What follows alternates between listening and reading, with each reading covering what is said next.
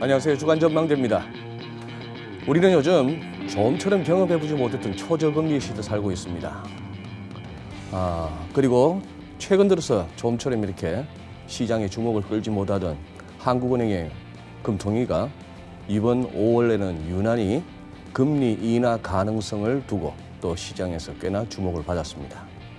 오늘은 이 한국은행 금통위 이 녹화일자는 하루 전이라서 좀 부담스럽긴 합니다만 우리 전문가분들 모시고 좀 더 큰 그림에서 한번 살펴보고 현재 또 일주일 동안 진행되었던 대내외 변수도 한번 짚어보는 시간으로 가져보겠습니다.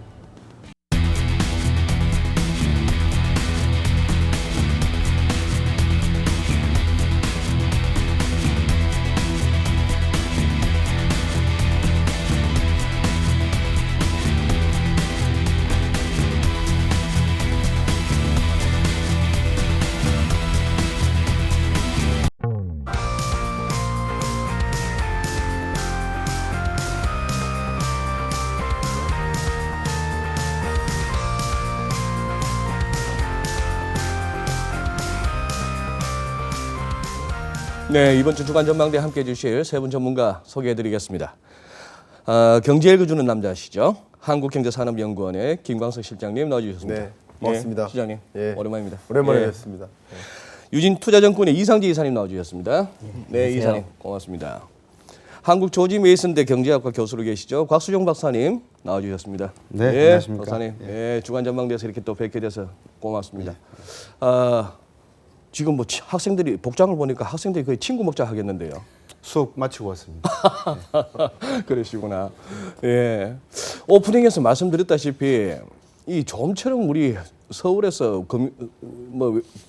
금융시장에서 이 금통위 관련해서 말이 잘 안 나오는데 이번에는 유난히 좀 말이 많습니다. 우선 이사님 보시기에 뭐 이렇게 1년에 한 8번 정도 금통위가 이제 금리 결정하지 않습니까? 예. 이번 5월 달 금통위 뭐 우리 녹화일 기준으로 바로 내일 결정됩니다만 왜 이렇게 시장이 주목하죠? 뭐 금리를 동결할 확률은 굉장히 시장에서 지금 높게 보고 있습니다. 동결할 건데. 인하는 이제 지금까지 해온 한은의 분위기로 봐서는 네. 이번에 인하를 할 수 있는 상황은 아니고요. 시장 네. 지금 컨센서스에서도 거의 한 80~90%가 동결 쪽이고요. 네네. 그나마 조금 관심이 있는 것은 그동안 지난번에도 만장일치로 동결이 되지 않았습니까?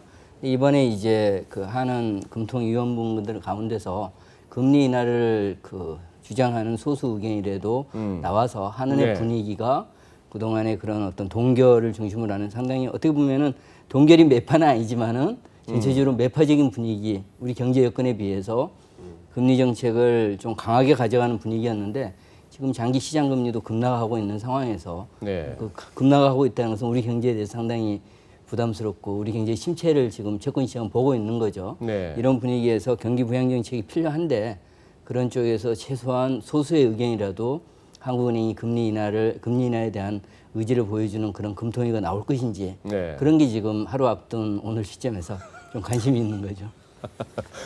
세 분 다 제가 질문 던지기가 두려운 것은 뭔가 한마디 여쭙다가 한 10분, 20분 막 나갈까 봐 일단 뭐 초반이니까 간단하게 당장 내일 여기서 소수 의견이 혹시나 나올라나 싶어서 금리 동결 인하 한번 소수 의견을 내드리고 싶은데 네. 소수 의견 내기는 좀 어려운 상황인 것 같고요.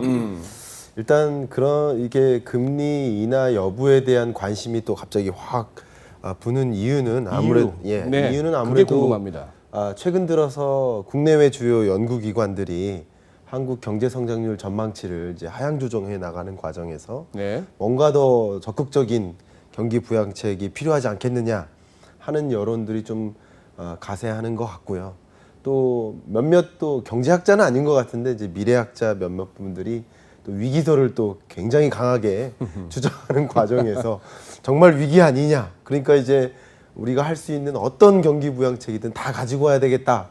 뭐 이런 여론들이 이제 많이 형성되면서 뭐 추경뿐만 아니라 뭐 최저임금 인상 속도를 뭐 조절한다든가 뭐 또 금리 인하도 필요하고 모든 우리가 강구할 수 있는 모든 경기 부양책이 집중돼야 되지 않겠느냐 하는 그런 여론들이 좀 많이 확대되는 그런 분위기라고 생각이 됩니다. 이럴 거면 지난 11월 달에 뭐하러 올렸어요, 그러면?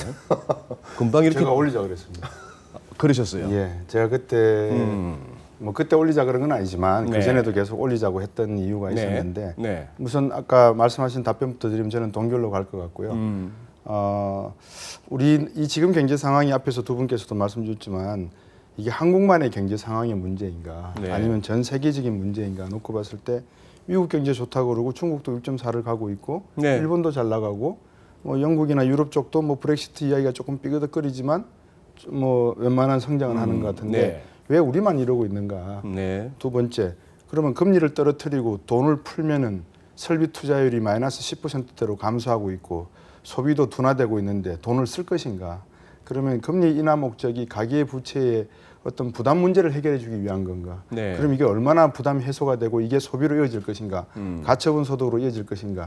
이런 문제에 대한 전반적인 논의를 좀 금통위원분들에게 들었으면 좋겠어요. 카메라 어디 있습니까? 좀 들었으면 좋겠습니다. 그냥 금리를 동결했다, 뭐 올리겠다 이게 아니라 동결하면 왜 동결을 하는지 금통위원들의 견해를 한번 듣고 싶어요. 네. 그런 어떤 견해도 없이 동결했다, 뭐 망치 3번 두드려서 한다? 그러면 정치적으로밖에 해석할 수가 없지 않습니까? 네. 정부가 추경 집행했다. 그러니까 한은도 금리를 낮춰서 아니면 동결해서 현 상황을 경기 부양 쪽으로 가보겠다. 그러면 경기 부양이 되냐 이 말입니다. 주택담보대출이고 대출을 다 묶어놓은 상태에서 금리만 떨어뜨린다고 해서 중소기업이 지금 악소리 나는 상황에서 돈을 빌려를 해도 빌려줄 수 있는 담보라든지 자산가치 평가를 못 받고 있는 상황인데 네. 금리 낮춰서 어떻게 하겠다는 겁니까? 그 답을 좀 금통위원분들이 하셨으면 좋겠어요. 3억씩 받으시잖아요. 그죠? 후끈합니다. 후끈하고 제가 바라던 바에 분위기가 지금 조성되고 있습니다. 너무 일찍 과열되는 것 같습니다. 네. 아니 뭐 이왕 할 말이 있으면 뭐 빨리 해보시죠. 그래요. 우리 뭐 곽 박사님 오늘 이렇게 패널로 출연하신다길래 저도 나름 긴장하고 왔습니다. 왜냐 이게 뭐 딴 데서 늘 하는 얘기 그렇게 해서 경기 좀 이렇게 부양하고 그리고 경기가 부양되냐 말이지 금리 내린다고 뭐 이런 얘기를 좀 오늘 좀 해보고 싶은 거죠. 그러면 지금 이제 화두를 던지셨습니다. 그 부분에 대해서 우리 이사님하고 우리 김 실장님 한번 여쭤보겠는데 그거예요. 금리 내리면 경기 좋아집니까?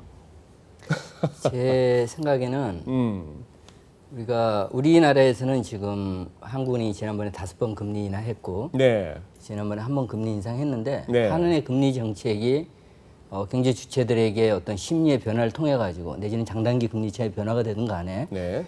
그래서 실물 경기에 영향을 미치는 것은 전혀 작용하지 않았다라고 지금 나타난 결과가 그렇게 봐야 되는 거죠. 네. 근데 왜 그 작용하지 않았는가와 관련해서 그런 어떤 제도적인 문제가 있어서 우리 경제에 어떤 고유한 문제가 있어서 금리나 금리 정책이 경기에 반영이 되지 않았는지 네.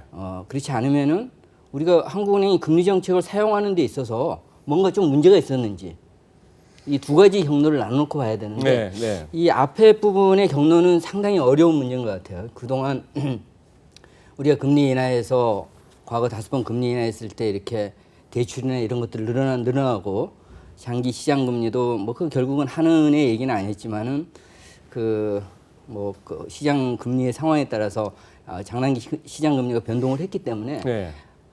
그리고 전 세계 경제가 이 유동성 함정에 빠졌지만은 그래도 뭐 연준이나 ECB나 BOJ를 보면은 강력한 금융 완화 정책을 통해 가지고 디플레로 넘어가는 것을 막았으니까 이 구조적인 경제에 문제가 있어서 금리 정책을 어떻게 쓰든 간에 경제가 변화가 없다. 이거는 성립되지 않는 것 같아요. 그래서 저는 생각하는 게 후자 문제. 우리가 뭔가 금리 정책이라는 카드를 썼지만은 제대로 못한 거 아닌가. 우리가 금리 정책을 쓰게 되면은 가장 중요한 게 경제 주체들의 어떤 심리에 한국은행이 경기를 부양시키기 위해서 지금부터 모든 카드를 쓰겠구나.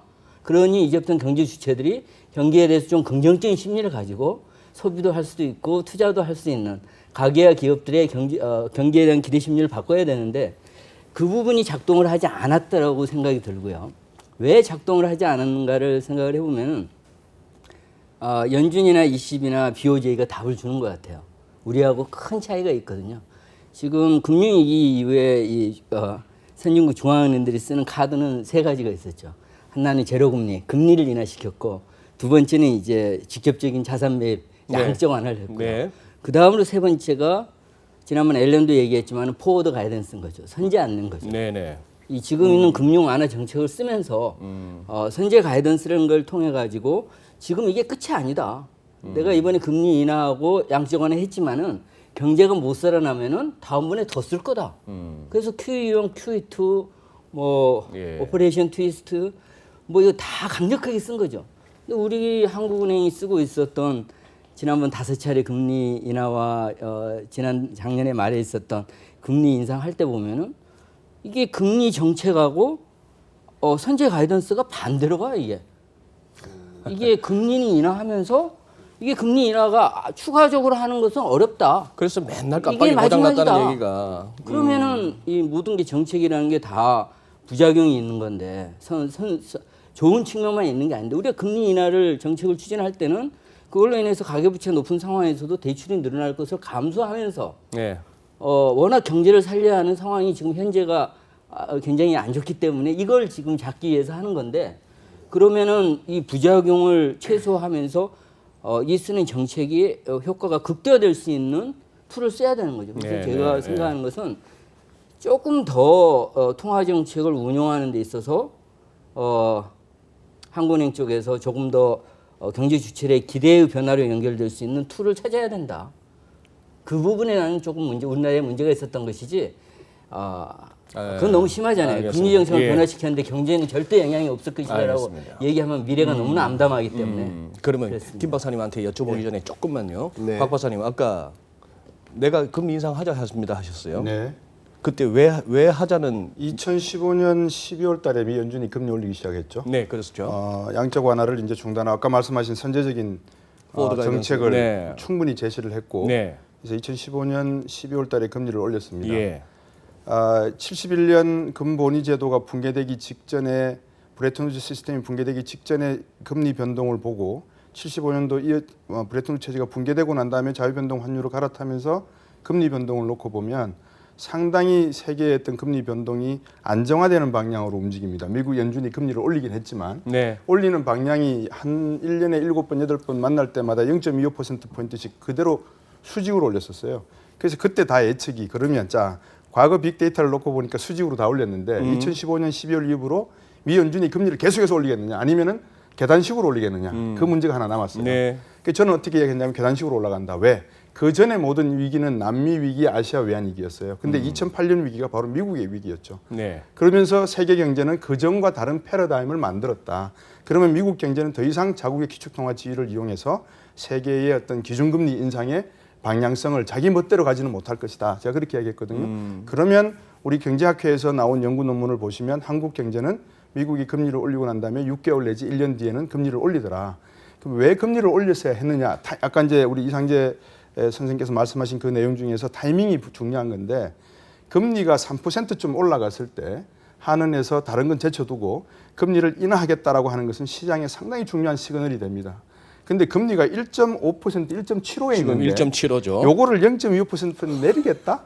그럼 다른 거 다 제쳐두고 내리는 그 순간의 지표와 내리는 폭의 강도가 시장에서 딱 받아들였을 때에 나는 지금 진통제 한 3을 맞아야 되는데 진통제 0.1을 딱 놔주는 거예요.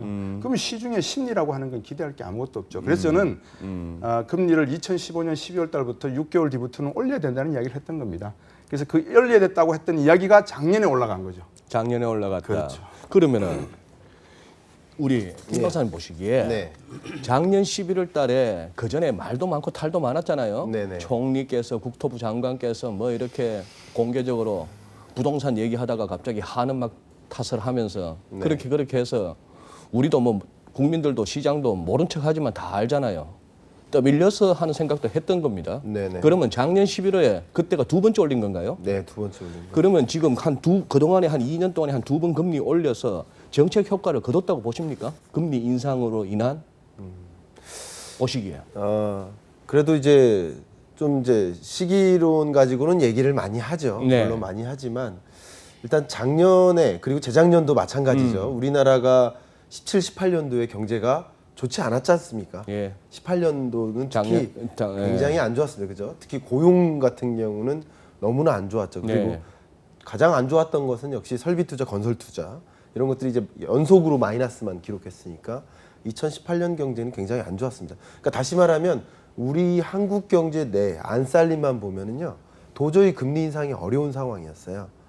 다만 이제 미국이 혼자 제가 2019년 경제 전망 책에다가는 첫 번째 이슈를 미국 나홀로 으르렁이라고 이슈를 제기를 했거든요. 그 얘기는 뭐냐면 세계 경제는 부진한데 미국 혼자 으르렁 대는 거예요. 네. 미국 경제가 17, 18년 연속으로 굉장히 좋았거든요. 좋았죠. 그러니까 미국 경제가 회복되는 게 나타나니까 금리 인상을 강도 높은 금리 인상을 단행해 온 거예요. 그러니까 근데 저기 황새가 막 달려가는데 우리나라는 도저히 갈 수가 없는 거죠. 우리나라 경제는 안 좋으니까. 그러니까 이제 결국 인상할 수가 없는 국내 경제 여건 하에서 미국이 올리니까 어쩔 수 없이 그러니까 보통 흔히 말하는 외국인 자금 유출 우려 이런 것들에 따라서 거의 뭐 목덜미 잡혀가지고 끌려가듯이 억지로 인상한 느낌이 많이 있죠.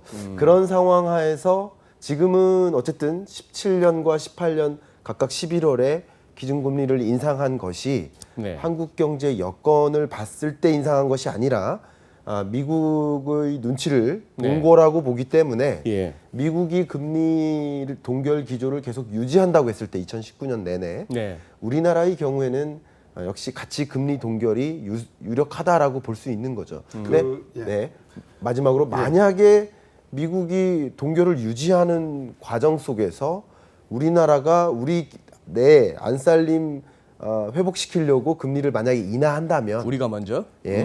그러면 이제 또 다른 엇박자가 또 생길 수 있기 때문에 역시 금리 인하마저도 어려운 것이 아닌가 저는 그렇게 보고 있습니다. 우리 김광성 박사가 말씀하신 내용에 상당히 중요한 포인트들이 많이 들어있어요. 네.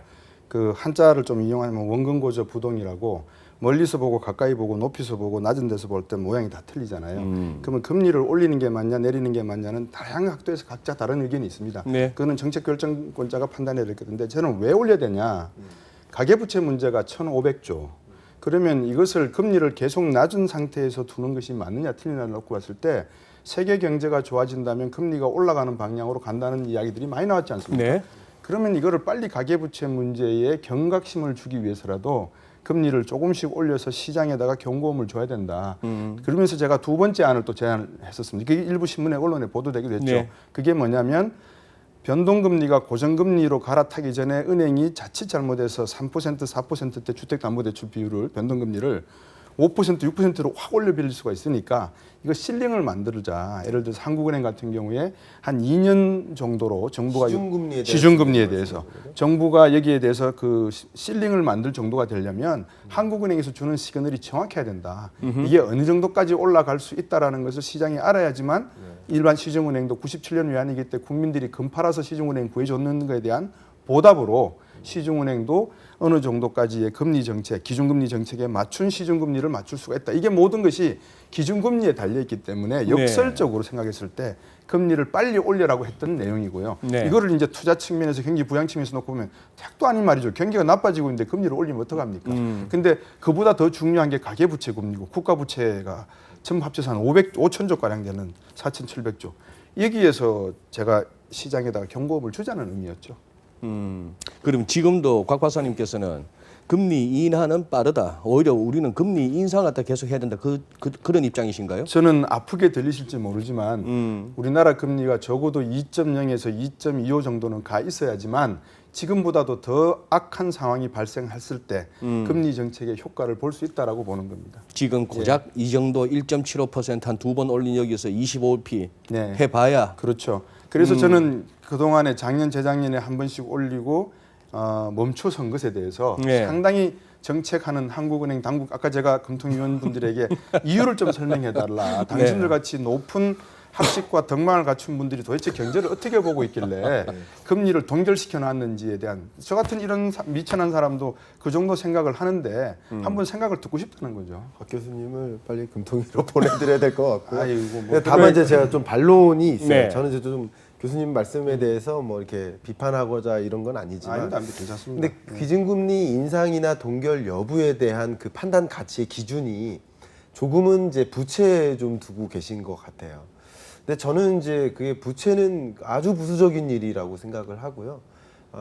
우리 한국은행의 기본적인 목적과 그리고 기준금리 의사결정에 대한 판단 근거 자체가 물가 안정 목표제 하에 있기 때문에 네. 물가 상승률을 가장 중요하게 고려를 해야죠. 근데 금리를 인상하게 되면 지금 우리나라 물가 2019년 전망치가 1.1%입니다. 근데 안정 물가 목표 물가가 2%니까 훨씬 밑돌고 있는데 지금 또 별로 뭐 실적치로만 보면 0%. 다가오는 숫자는 아닙니다. 그렇죠.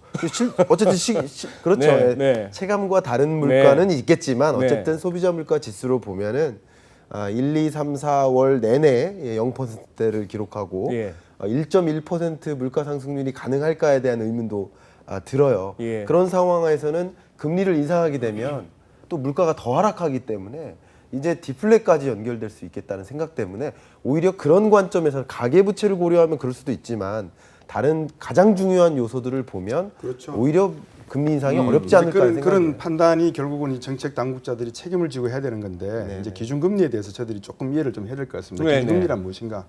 예를 들어 드리면 미국 같은 경우에 기준금리 그러면 이게 30년 만기 국채 채권 금리에 연동이 되는 금리입니다. 왜? 그러니까 주택 담보를 해서 미국에서 집을 구매할 때는 대개 30년 만기 주택 담보를 많이 받거든요. 네. 그러니까 주택의 가격이 안정시키기 위해서 아까 우리 소비자 물가 말씀을 하셨는데 중앙은행이 하는 역할은 인플레이션 조절, 그다음에 소비자 물가 안정, 그다음에 실업률 요 세 가지의 어떤 정책을 두고 있지 않습니까? 그럼 미국 같은 경우에는 가장 중요한 주택 가격과 소비자 물가를 안정시키는데 30년 국채가 금리를 연동시킨단 말이에요. 우리나라는 그러면 기준금리 근데 이게 뭐 하는 금리냐? 제가 뒤져보니까 3년 만기 국채 금리에 연동되는 금리로 해석할 수 있겠어요. 정의를 내릴 수 있겠어요. 그러니까 상당히 미국이나 중국의 관점에서 봤을 때는 우리나라의 기준금리라고 하는 것은 진짜 초단기 금리에 해당하는 거더라고요. 그러면 이것을 정책적으로 놓고 봤을 때 방금 말씀하신 소비자 물가가 지금 중요한가? 이게 단기적으로 중요한 목표가 돼야 되는가? 아니면 가계부채 문제가 잘못하면 터져버릴 거니까 이게 단기적으로 대응해야 될 것인가? 이 판단을 금융위원회에 계신 분들이 해달라는 거죠. 왜냐하면 저들은 잘 모르니까 그분들은 훌륭한 대학의 교수님들이고 훌륭한 정부의 엘리트 관료들이지 않습니까? 어쨌거나 우리 질문인데 지금 현재 말씀하신 부채는 정부 부채랑 기업 부채 포함하시는 거죠? 말씀드리는 왜냐하면 제가 판단하기에는 가계부채 문제가 그렇게 심각한 것 같지는 않아 보여서 혹시나 가계부채 문제는 뭐 나중에 또 이야기할 기회가 있지만 뭐 잘 아시지만 금리 문제가 어느 정도 이렇게 금리 문제를 잘못 건드리게 되면 가계부채 문제로 이어진다는 것은 다시 말해서 우리나라 금융시장이 완전 붕괴된다는 소리거든요. 예. 모든 가계부채 문제가 담보대출과 연결되어 있고 금융권에 연계되어 있지 않습니까? 그래서 이거는 그렇게 위험한 것까지는 아닌 것 같다. 근데 이제 문제는 전체 부채라는 개념에서 놓고 봤을 때 이게 5천조다, 4,500조다 이러면 1%포인트 올라가면은 우리 부채에 대한 원리금 상한이 얼마냐면 이런 이야기가 나오니까 네. 골치 아파서.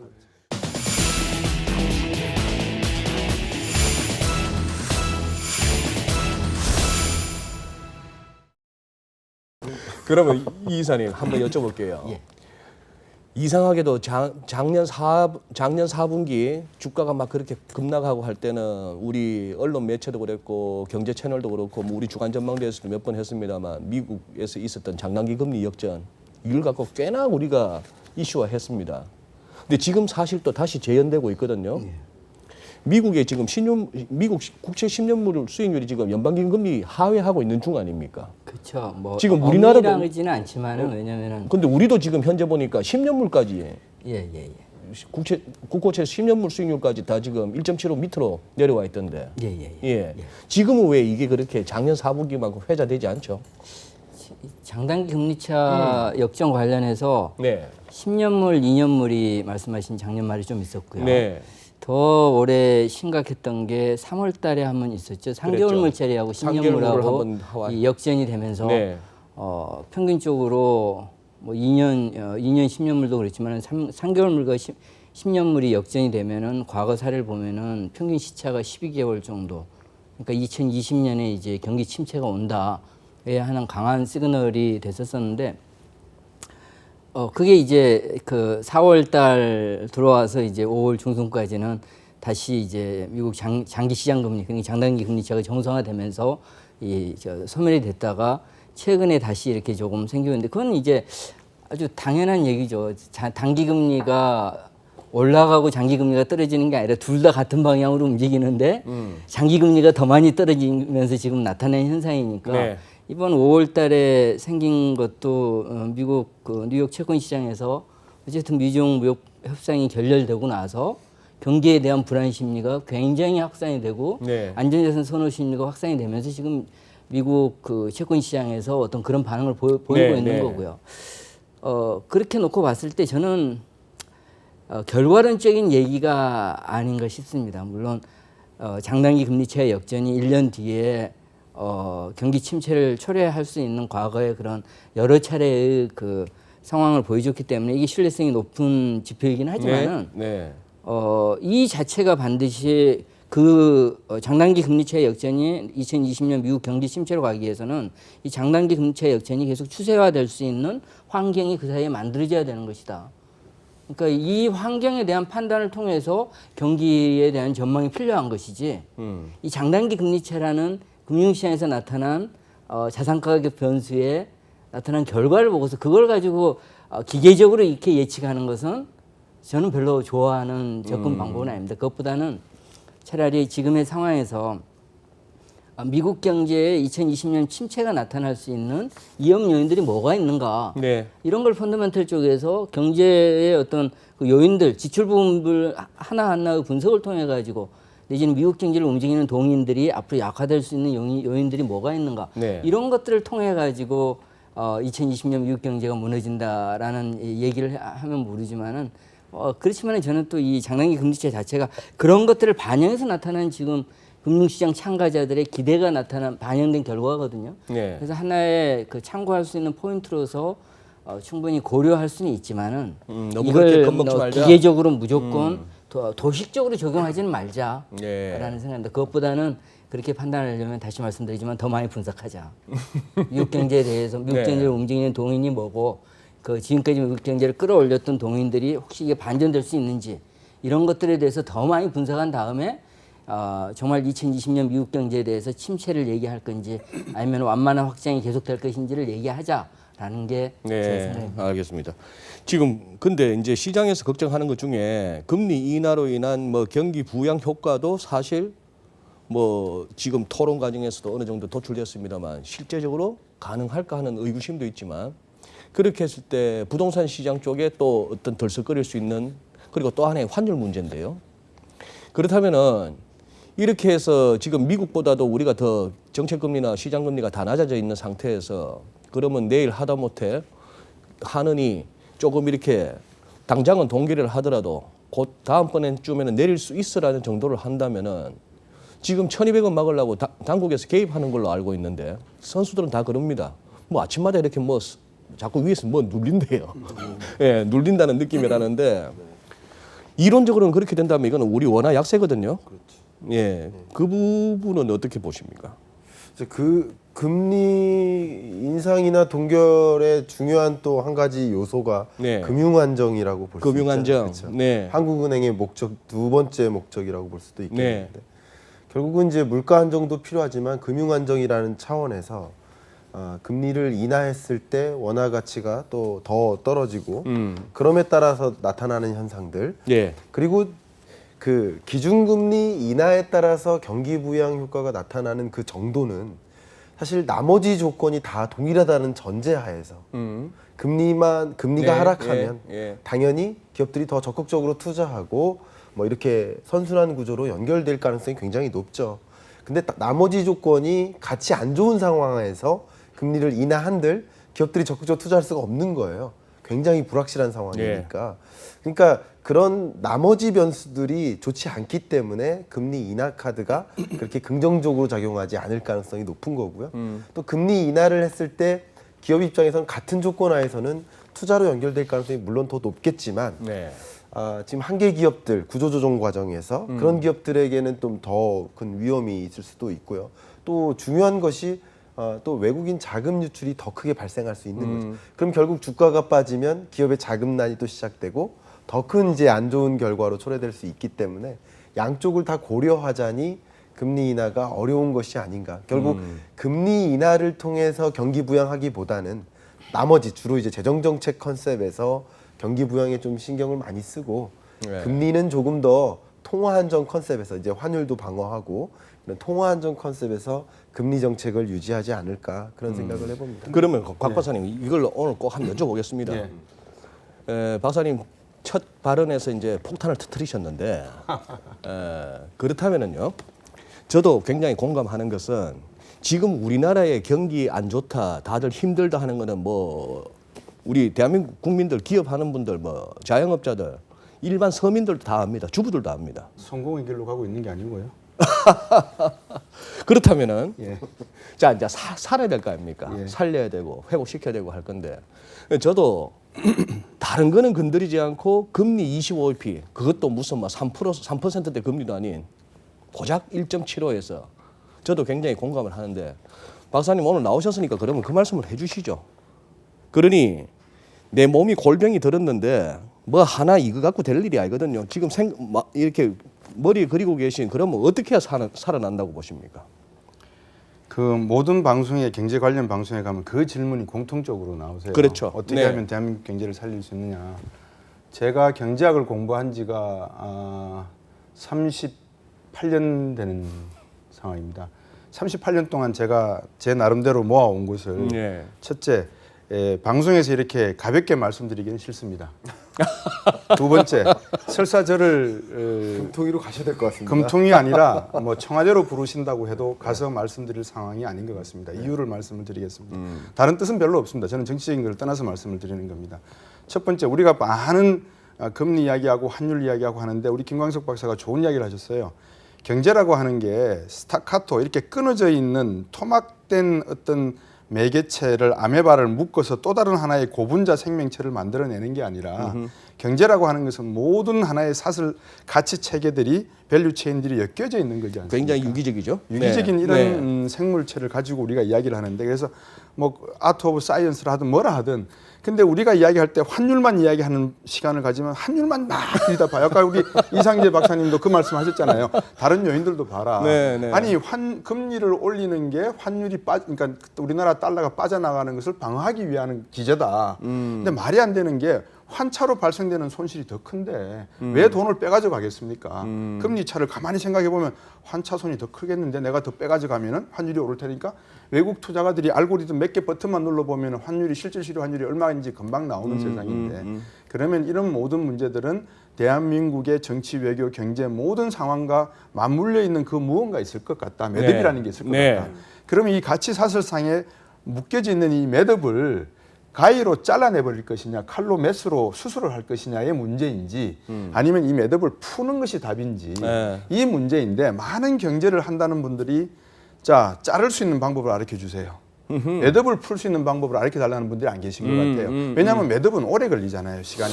자르는 건 쉽습니다. 네. 그래서 이제 그 문제를 저한테 이제 물으셔서 저는 매듭을 풀기 위한 문제니까 왜 81년도 반도체 투자했고요. 85년도에 우리가 광케이블 깔았습니다. 네. 82년, 86년 우리가 무역수지 흑자가 330억 달러였고요. 그중에 130억 달러가 부동산으로 흘러들어갔습니다.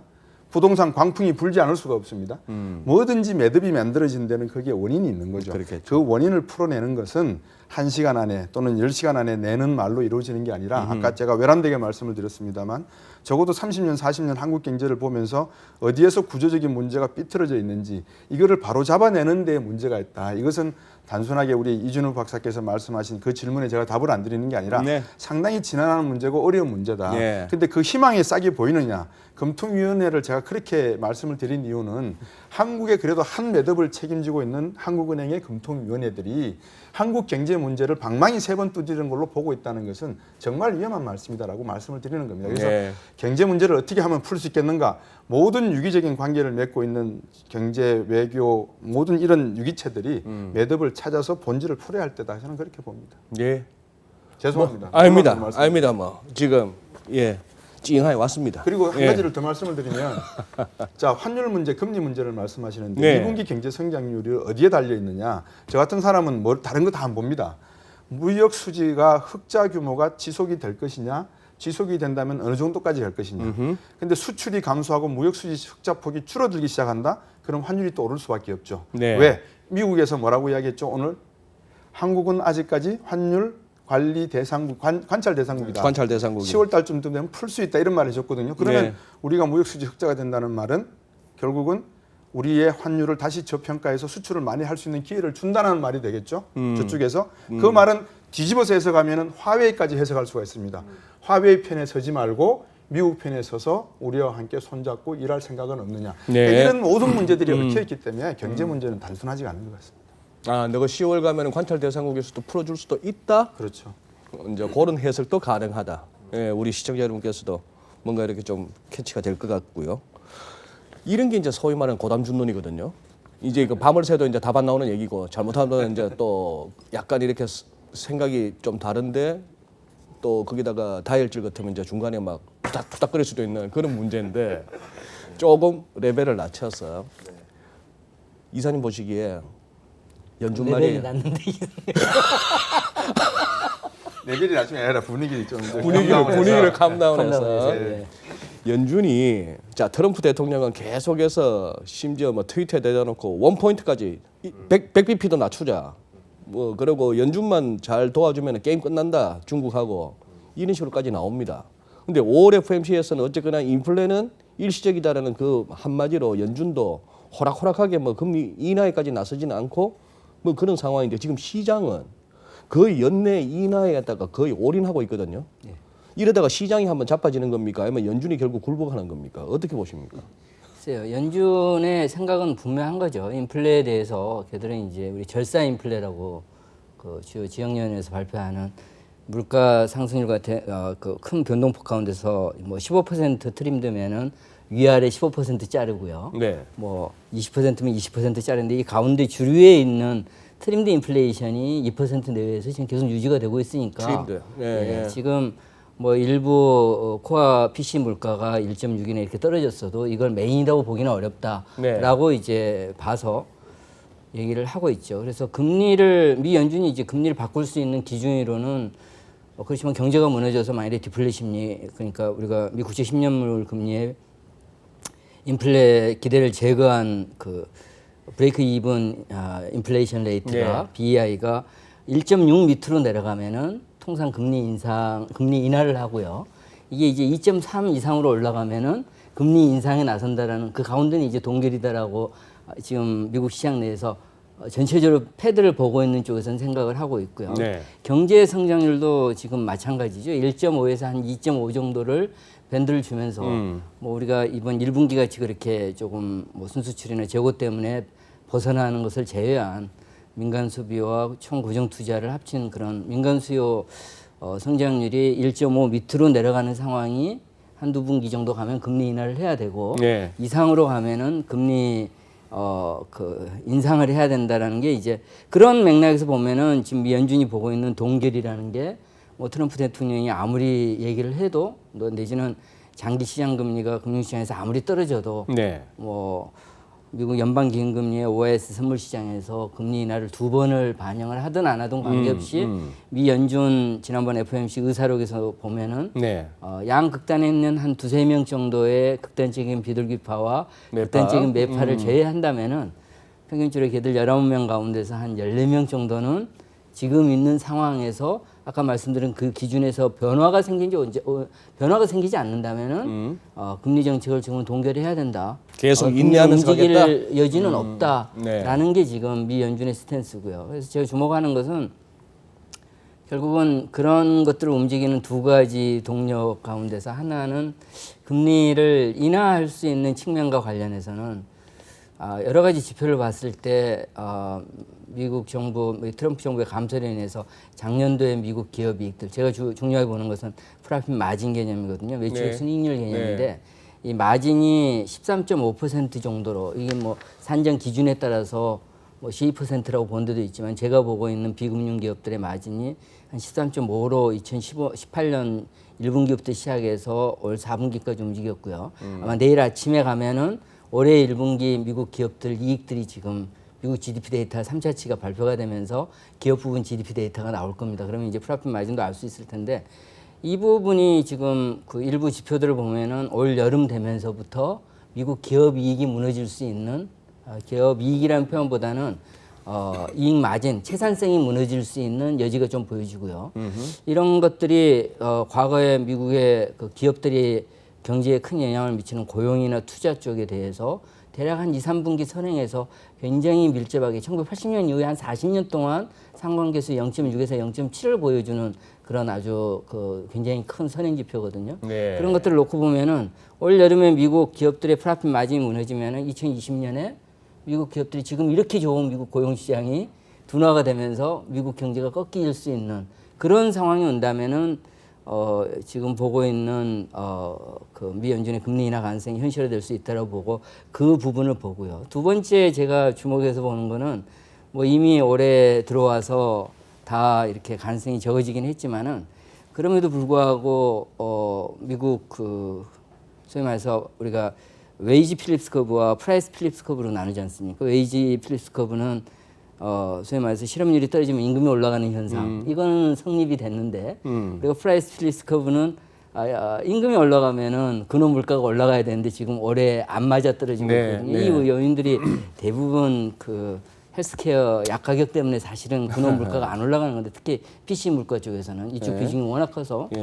근데 그거는 조금 두 가지 해석이 다 가능하거든요. 인건비는 올라가는데 근원 물가가 안 올라간다는 소리는 기업들이 자기 마진을 축소를 감내하면서 지금 물가 인상으로 전가를 시키지 않고 있다는 거고. 근데 그게 계속해서 이렇게 누적이 되면은 지금 미국 임금 상승률이 3.2 정도, 작년도 8월 달부터 3%를 넘어왔는데 지금의 임금 상승률을 보여주는 지표들 여러 가지를 보더라도 3.5 이상으로 올해 계속 올라갈 수 있는 확률이 가능성이 굉장히 높은 상태에서 임금 상승률이 3.5 이상으로 계속 갔을 때도 기업들이 최종 판매 가격을 인상하지 않고 자기 마진의 축소를 계속 해 나갈 건가? 감세 같은 걸로 버퍼를 삼을 수 있는 여지가 지금 올해 계속 줄어드는 상황인데 그렇게 생각해 본다면 올 여름 이후에 올 가을에 계속해서 지금 미국의 근원 PC 물가가 안정된다라고 2% 밑에서 계속 한다라고 보는 것도 상황이 달라질 수 있다. 그런 측면에서 그 정반대의 논리긴 하죠. 정반대의 결과를 초래해야 하는 현상이긴 하지만은 미국 기업들의 프라핏 마진이 어떻게 되는지, 미국의 코어 PC 물가가 어떻게 되는지 이 두 개를 지금 여전히 미 연준 정책과 관련해서 지켜보고 있는 상황입니다. 지금 이 이사님 말씀을 듣다 보니까 그렇게 되네요. 뉴욕에서 이렇게 막 들어오는 그 이런저런 막 헤드라인들 중에 몇 가지가 떠오릅니다. 우선 지금 채권 시장 너무 오버하는 거 아니냐, 뭐 이런 어떤 그래서 지금 채권롱 수익률 계속 떨어지는 금리 떨어지는 쪽에 베팅하는 세력들이 한번 혼날 수가 있을 것이다라는 워닝을 주는 데가 나오고 있기도 하고 또 말씀을 듣다 보니 이 5월 들어서 글로벌 시장이 조금 증시가 밀리고 있는 게 과연 그러면 5월 5일부터 시작된 트럼프 대통령의 그 트위터로부터 시작된 미중 무역 전쟁의 교착 상태 이것 때문인가? 아니면은 시장은 지금 이미 조금씩 펀더멘털을 반영하면서 가는가? 이런 생각도 한번 해보게 됩니다. 예. 저도 이 부분에 대해서 좀 첨언을 드려보자면 어쨌든 미국이 금리 인하할 것인가 이 컨셉에서는 물론 트럼프의 트위터가 굉장히 중요하죠. 중요한데 행정부에서 결정할 만한 일들은 트위터의 어떤 발언이 많이 작용되는 것 같아요. 무역 분쟁을 비롯해서 관세 얘기나 뭐 환율 전쟁도 마찬가지. 근데 이제 지금 금융통화당국과의 관계 관점에서는 계속 다른 방향으로 가는 것 같기도 해요. 예를 들면 이제 계속 금리를 작년 안에 계속 그러니까. 인상하는 동안 트럼프가 계속 욕했잖아요. 그런 것처럼 이제 반대로 가는 것도 있는 것 같아요. 어쨌든 그 트위터의 이야기가 그렇게 중요하지는 않은 것 같다라는 말씀을 먼저 드리고요. 이제 통화당국 안으로 돌아가 보면 아까 계속 말씀하셨듯이 미국 같은 경우는 이 포워드 가이던스가 굉장히 중요하죠. 그러면 기준금리 인상 결정, 인하 결정 이런 기존 유지하고 있는 지금과 같은 어떤 통화 정책의 방향성이 바뀐다 그런다면 당연히 기자회견 등등을 통해서 가이던스를 분명히 주기 마련입니다.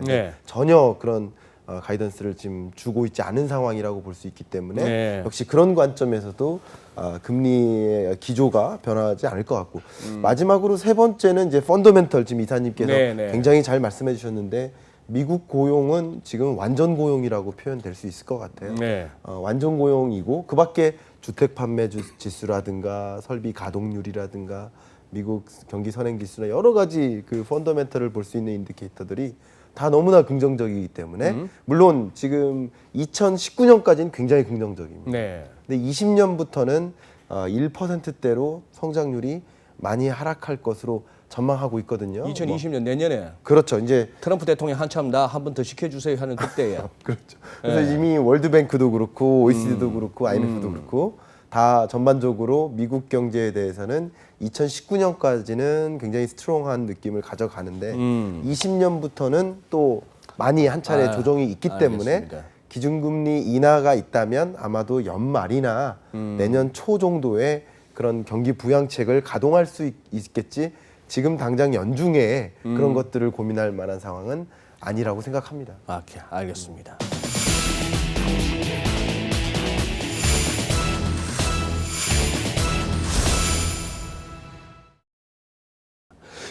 자, 그다음에 이제 뭐 남은 시간은 한번 그거 미중 무역 전쟁하고 이번에 있었던 유럽 의회 선거 결과가 우리한테 주는 시사점을 한번 찾아보겠는데 우선 곽 박사님 또 뭐 돌직구를 기대하면서 한번 여쭤봅니다. 지금 미국하고 중국하고 세게 붙었고 뭐 이렇게 점점 이렇게 양쪽에서 주거니 받거니 하는 레토릭은 아주 격화되고 있는데 이거 쇼로 보십니까? 아니면 이 카드가 진짜 큰일 나는 걸로 보십니까?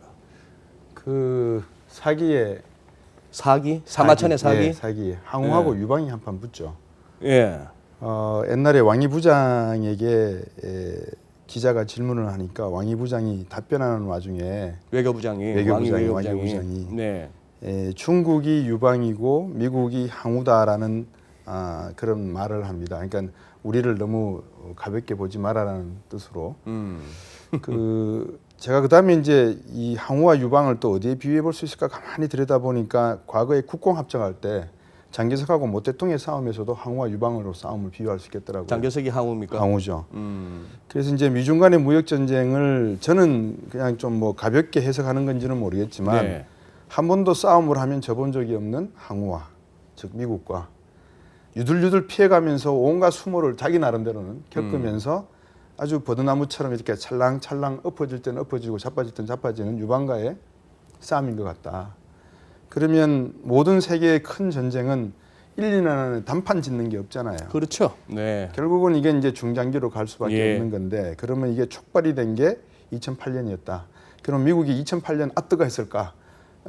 일단 1978년 중국이 4개 경제 특구를 개방했을 때부터 미국은 워치아웃을 했을 것이고 더 내려가면 72년도 핑퐁 외교를 시작할 때부터 중국에 관한 역사는 모든 것을 다 미국이 꿰뚫고 있었을 것이다. 그래서 나름대로 중국이 어떤 과정을 밟아가서 어떤 경제적 발전을 할지에 대해서 그 시나리오 로드맵을 미국은 갖고 있었을 것이고 그 단계가 2008년을 비롯해서 조금 예상 밖으로 튀어나오기 시작을 하니까 생각지도 못했던 5G가 되고 있고 지금 핀란드의 어울루 대학에서는 6G 연구가 시작이 되었는데 거기에 펀드가 들어가고 있는 게 지금 중국계 펀드가 들어가고 있거든요. 6G 연구를 하고 있단 말입니다. 이런 걸 미국이 바라보면서 이거를 너무 좀 완화시키지 않으면 브레이크를 걸지 않으면 21세기를 지나서 22세기 세계 패권에는 좀 영향이 있을 수 있겠다. 그래서 미국의 트럼프 대통령의 역할이 어떻게 보면 시진핑이라고 하는 그 시주석, 시황제의 그 독선 그리고 이 뭐라 그럴까요? 가장 경제를 효율적으로 해나갈 수 있는 하나의 그 정치적 체계를 가져가는 상황에서 제동을 걸 수 있는 어떻게 보면 그 뭐라 그러죠? 아주 그 획기적인 함수였다. 이걸 뭐라 그러죠? 우리가 뭐라 표현하는 게 있지 않습니까? 획기적인. 예, 이거 정말 이거는 묘한 한수였다. 오묘한 한수였다. 그런 표현을 두지 않습니까? 신의 한 수. 신의 한수. 세계사적인 어떤 흐름에서 보면 트럼프라는 대통령이 핑퐁처럼 어디 튈지 모르지만 미중 무역 갈등만 놓고 보면 첫째 중장기적으로 오래 갈 것 같다. 오래 간다. 단판 싸움이 아니라서 우리 이상재 박사님이 계시는 그런 증시나 금융시장에서는 이 볼로틸리티를 이용을 해서 투자를 하는 기법을 발견하시면 좋을 것 같다. 단기적으로 놓고 봤을 때 6월 달 G20 정상회담에서 단판이 절대 이루어지지 않는다. 10월 달 브렉시트가 이루어지는 상황에서 아마 브렉시트 한 축, 미중 무역 갈등 한 축, 무역 갈등이라고 하지만 그 표피면을 지나는 지방층에는 아마 지적재산권이 있을 거고 이 표피를 지방층을 뚫고 내려가면 뼈 부분에는 아마 기축통화라고 하는 화폐전쟁의 근본적인 문제가 있을 거고 이 모든 지난한 문제가 무역전쟁이라고 하는 그 표피면에 나타난 것만 저들이 보고 이야기하고 있기 때문에 수많은 사실적인 패권 문제 이거는 단기간에 끝나지 않을 것 같습니다. 지금 저 미중 무역 분쟁에 대해서도 저도 이제 한 말씀 하셔야지. 네, 네, 작년에 이제 인사이트가 2019년 경제 전망책을 쓰면서도 네. 미중 무역 분쟁은 장기전이 될 것이다. 이유는 뭐다라고 했었는데 네. 올해 한 4월, 5월 초까지만 해도 갑자기 이제 협상 모드로 전환돼서 걱정도 됐었습니다. 이거 단기전으로 끝나는 게 아닌가 그런 생각도 했는데 물론 그건 해프닝에 불과하다는 것이 이제 또 여실히 나타났고요. 말씀하셨던 것처럼 이제 패권 경쟁이라고 볼 수 있는데요.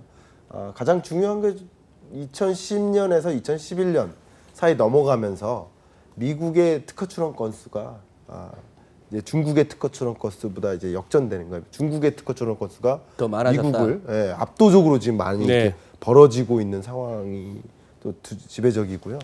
또 중요한 그 하나의 증거라고 본다면 미국이 중국에 대해서 25% 관세를 처음 부과했던 그 100% 그 품목들, 그 품목들을 그냥 일렬로 쭉 나열해 보면 100% 다 하이테크 제품, 네. 하이테크 산업이거든요. 네.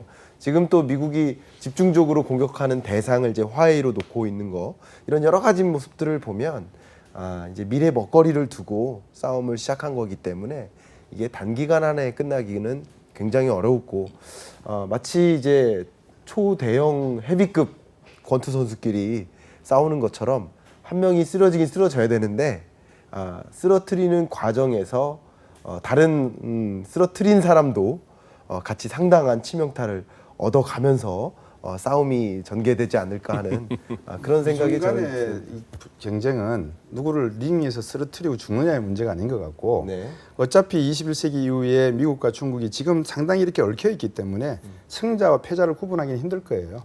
아마 지금 12조 달러가 조금 넘는 중국의 GDP를 연평균 성장률 5%로 계산하면 한 2030년 중반쯤 되면은 미국 GDP 2%를 감안했을 때 미국의 성장률 네. 거의 규모가 같아질 거예요. 네네. 이제 그런 입장에서 양적인 측면보다 지적재산권 말씀을 하셔서 미국이 중국이 많이 따라왔다, 5G 따라왔다 하는데 사실 저 우주에서 놓고 보는 기술은 또 미국이 훨씬 앞서 있거든요. 이제 그런 의미에서 놓고 보면 미국은 저 위에 있는 전쟁을 말하는 게 아니라 지상에서 자기들이 갖고 팔 수 있는 그런 소프트웨어 프로그램이 중국이 따라오니까 브레이크를 걸고 나는 아직 패자야.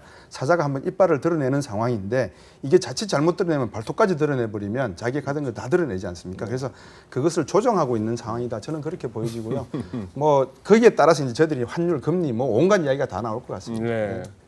두 가지만 말씀드리면은 제 생각도 말씀드리면 하나는 그 장기화된 지금 많이 얘기하는 게 누군가 하나 큰 피해를 당해야지 한쪽이 굴복을 할 거다라는 건데 직접적인 것은 미국 GDP에서 2018년 기준으로 중국에다 수출했던 금액은 GDP 대비 0.6밖에 안 되고요. 그거 다 무너져 봐야 미국 경제가 당하지 않고요. 반면에 이제 중국 GDP에서 대미 수출이 차지하는 비중이 굉장히 높을 것 같지만은 이게 2000년대 중반에 한 8% 갔던 게 지금은 3.6이거든요. 그러니까 중국도 견딜 수 있는 힘이 있어서 둘이 좀 이렇게 대치구도가 교착 국면이 좀 오래 갈 것 같다라는 생각은 드는데 제가 최근에 조금 드는 두려움은 최근 일부 책에서 읽은 거지만은 만일에 트럼프의 대선 전략 차원에서 한다면은 사실은 큰 걱정은 안 되는데 지금 트럼프가 2016년 11월에 대통령이 됐는데 네. 그 전에 이런 미국이 중국에 대해서 견제를 해야 한다라는 이 보고서가 나오기 시작한 게 미국 외교학교에서 2015년 3월달에 나오거든요. 그 자료가 네. 거기에 쓰여졌던 중국에 대한 5가지 앞으로 어떻게 대응을 해야 할 것인가 이 규칙들을 보면은 지금 트럼프가 정권을 잡고 나서 중국에다 하고 있는 것이 그대로 지금 따라가고 있거든요. 그래서 제가 좀 우려스러운 것은 트럼프가 지금 겉으로 이렇게 대리로 이렇게 나와서 행사를 하고 있지만은 그 밑에 미국의 어떤 그 파워를 좌우하는 그 보수 계층이겠죠. 미국 외교학회에 있는 근제에 깔려 있는 사람들의 사고 방식이 만일에 이 트럼프를 대표로 대해서 그렇게 지금 끌고 가고 있는 그게 맞다면은 절대 이거는 단기간에 끝나지 않겠죠. 네. 네. 어쨌거나 말씀 듣는 중에 그 생각이 듭니다. 바둑도 예를 들어서 하수들이 보면은 막 대마 때려잡고 만방으로 이기고 이런 거 좋아하지만 정말 고수들은 보면 그 반집 싸움이잖아요. 그렇죠. 야구도 잘 모를 때는 뭐 때리는 족족 홈런 나고 뭐 이런 뭐 몇 대 몇 이걸 좋아하는데 조금 수준 높은 야구 팬들은 결국 1대0으로 끝나는 팽팽한 투수전에서도 또 짜릿한 재미를 느끼는데 미국 중국이 붙어갖고 어느 하나 죽이자 뭐 너는 영 뭐 사라져라 이거는 좀 그건 아닌 것 같아요. 네.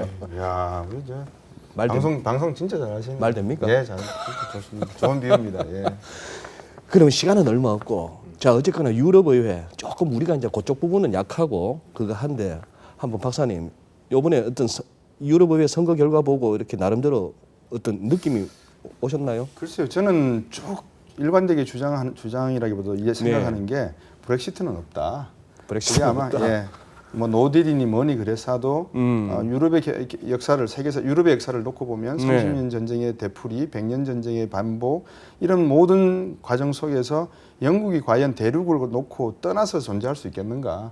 그거는 불가능하다. 특히 전 세계 자본 이동의 40%를 점유하고 있는 런던 금융시장이 그 기득권을 포기할 수 있겠는가?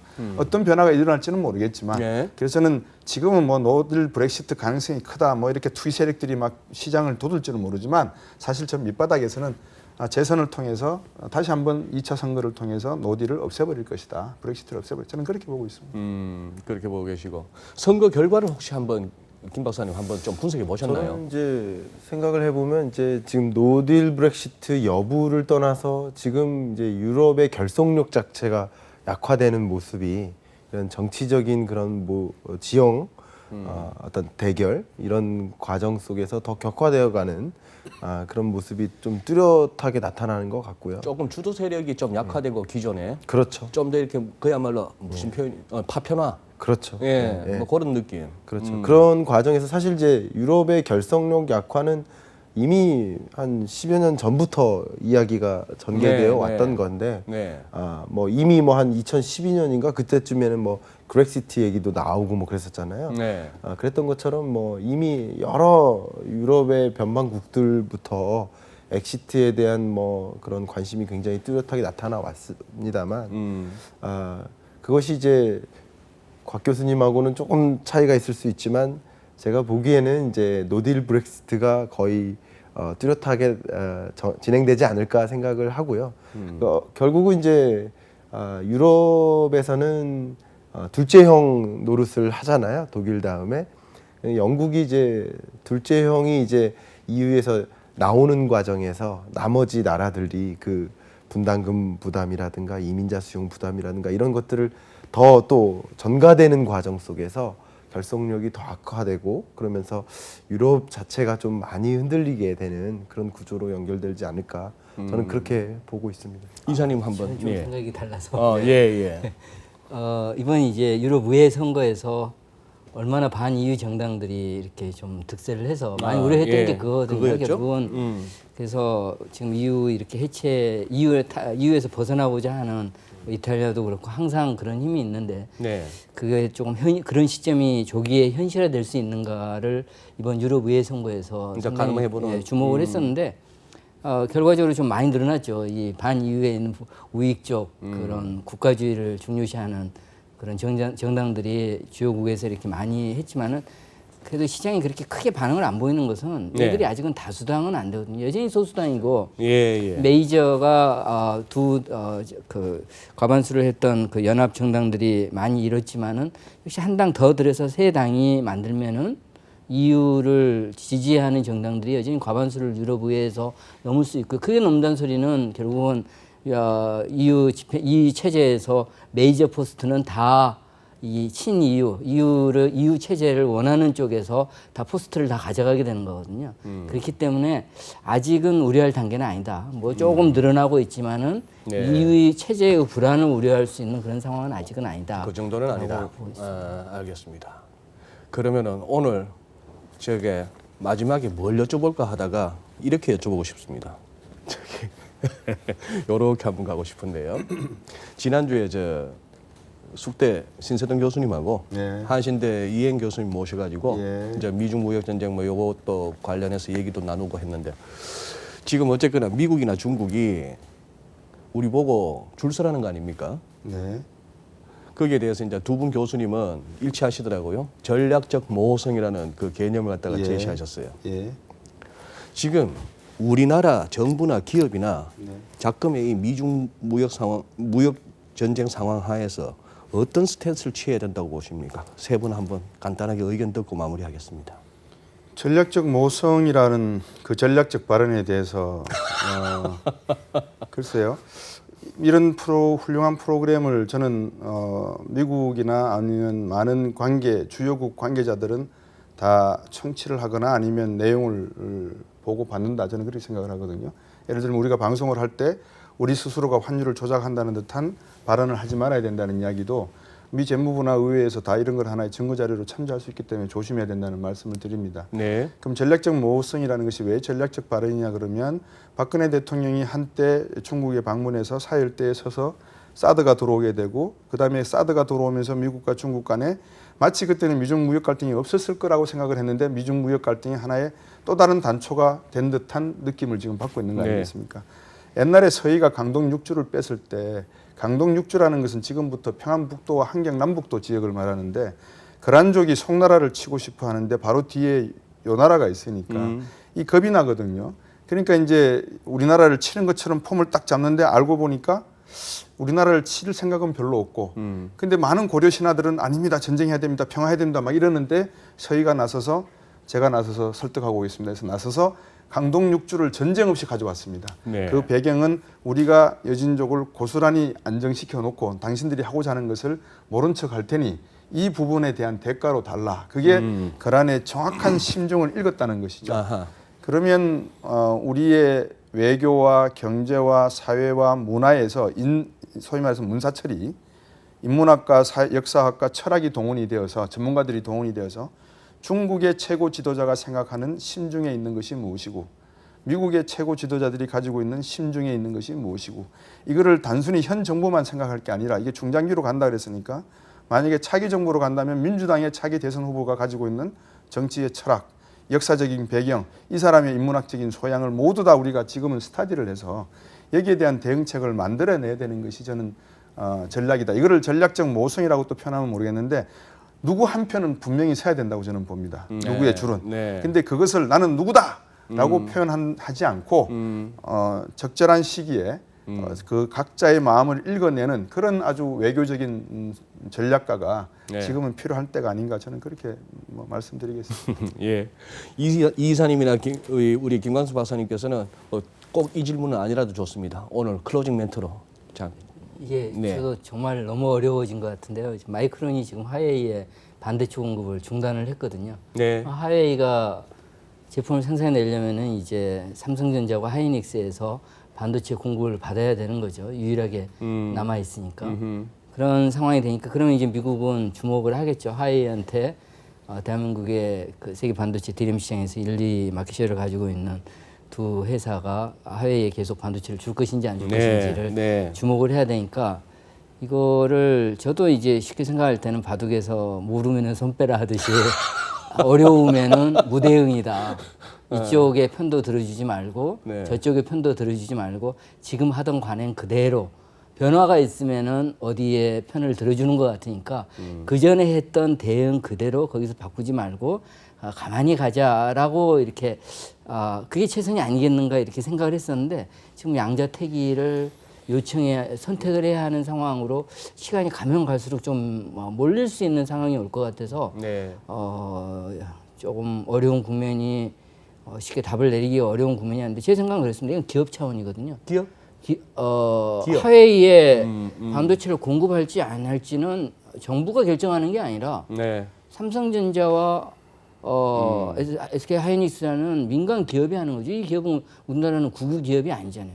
정부의 의지는 아니잖아요. 이게 반영되는 게 아니기 때문에 제 생각할 때는 철저하게 정부 쪽의 입장에서는 그래도 대안은 민간이 알아서 판단하게끔 이거 민간이 결정한 거다. 그리고 기존의 정책은 지금까지 해오던 중국과 미국에 해오던 정책에서 하나도 바뀌면 안 된다. 바뀌는 순간 한쪽에서는 무슨 어떤 그 논리가 들어올 수 있기 때문에 정책의 변화를 주지 말고 일관성을 계속 유지하는 게 최선이다. 예. 저도 이제 두 분 전문가분들의 의견에 대해서 상당 부분 동의를 하고 있고요.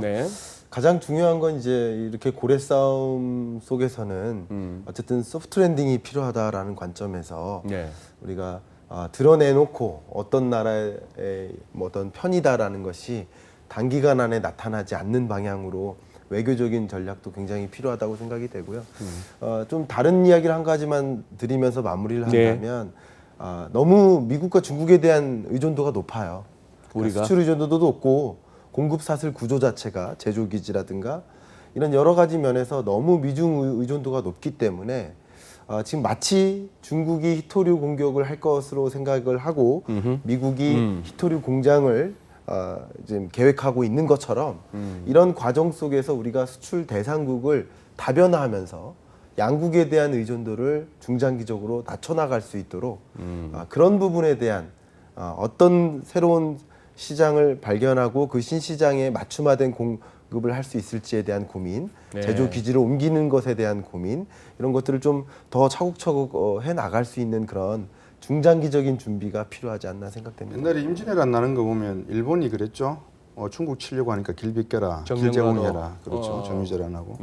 뭐 그렇게 비교한다는 것은 좀 우습습니다만 북한 핵 문제도 존재를 하고 그러니까 미국으로서는 한국을 볼 수 있는 판이 여러 가지가 있죠. 중국으로서는 절대 북한을 순치의 관계에 있기 때문에 놓을 수는 없는 것이죠. 그럴 때 남북 관계가 상당히 좋았으면 우리가 충분히 미국과 대응할 수 있는 요소가 많을 건데 미중에 이제 그런 부분이 적다는 부분에서는 좀 안타까운 점이 있고 정부의 북방 정책에서 조금 아쉬웠던 부분이 그러니까 국민적인 어떤 통합된 의견을 가지고 미중에 맞설 수 있는 하나의 패를 질 수 있었던 것을 놓쳤다는 점이 좀 아쉽습니다. 그런데 이제 상황은 상황이니까 미중 간의 갈등 속에서 분명히 한 사람은 잡아야 되는데 누구를 잡느냐 이미 청취자분들, 시청자분들은 아실 거라고 봅니다. 미국 사람 믿지 말고 소련 사람 속지 말고 일본 사람 일어난다 뭐 이런 이야기도 있었죠. 그렇지만 지금 우리의 동맹이 어떤 나라인지는 분명히 시청자분들은 알고 계실 거라고 생각합니다. 오늘 주간 전망대는 여기서 마무리하겠습니다. 우리 세 분 너무 이렇게 하기 힘든 말씀들을 많이 해주셨고 우리 참 정부도 기업도 우리 국민들도 노동자들도 언론도 참 할 일 많다. 학자들도 그런 생각을 해보는 그런 상황입니다. 그리고 마지막으로 또 광고 하나 드리겠습니다. 연합인포맥스에서 창사 19주년 기념 컨퍼런스가 열립니다. 6월 4일 화요일 오후 3시인데요. 여의도 콘레도 호텔에서 진행됩니다. 주제는 글로벌 경제 환경 변화에 따른 하반기 금융시장 전망인데요. 귀한 분들 나오셔서 또 이렇게 또 프레젠테이션도 하고 또 그날 2부 순서로 저희 주간 전망대 공개 방송으로 또 1시간 정도 진행될 것입니다. 많이 관심 가져주시고 참석하시는데요. 뭐 특별하게 참가 비용 같은 건 없는 걸로 알고 있습니다. 연합인포맥스에 자세한 내용 문의하시거나 검색하시면 알아보실 수가 있을 것 같습니다. 여기서 마무리하겠습니다.